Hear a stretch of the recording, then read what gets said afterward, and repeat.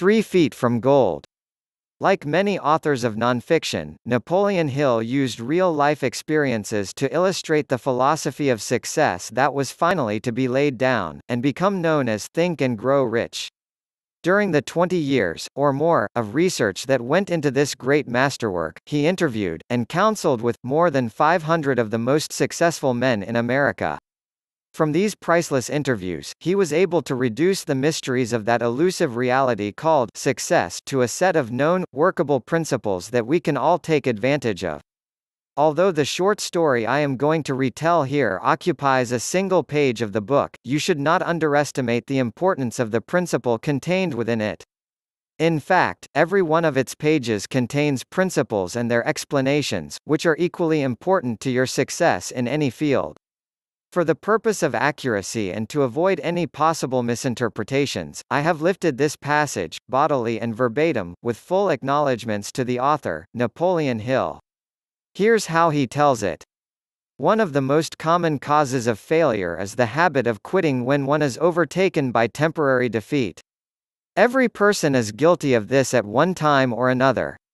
An uncle of R.U. Darby was caught by the gold fever in the gold rush days, and went west to dig and grow rich. He had never heard that more gold has been mined from the thoughts of men than has ever been taken from the earth. He staked his claim and went to work with pick and shovel. After weeks of labor, he was rewarded by the discovery of the shining ore.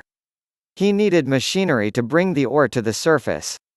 Quietly, he covered up the mine, retraced his footsteps to his home in Williamsburg, Maryland, told his relatives and a few neighbors of the strike.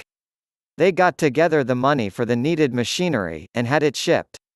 The uncle and Darby went back to work the mine.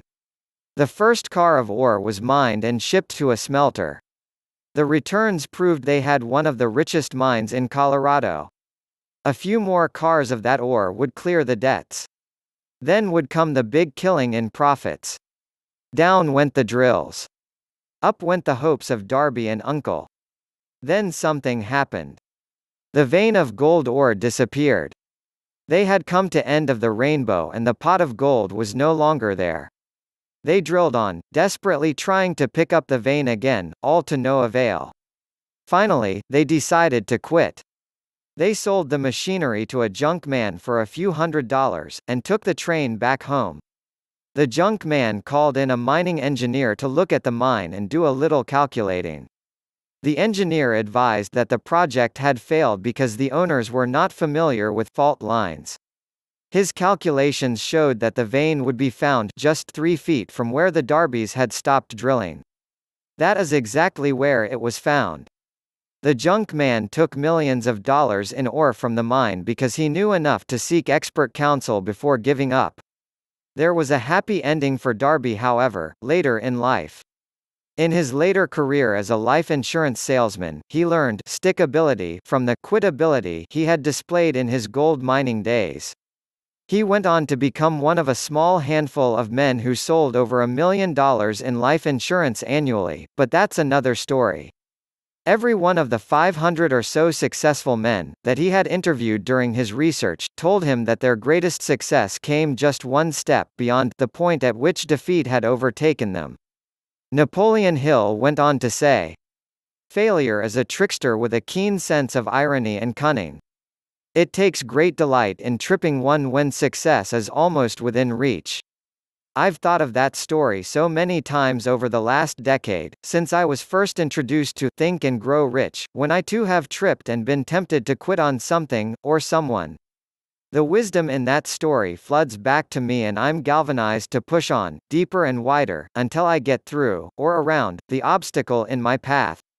That's the magic of Think and Grow Rich. It stays with you like no other book I've ever known.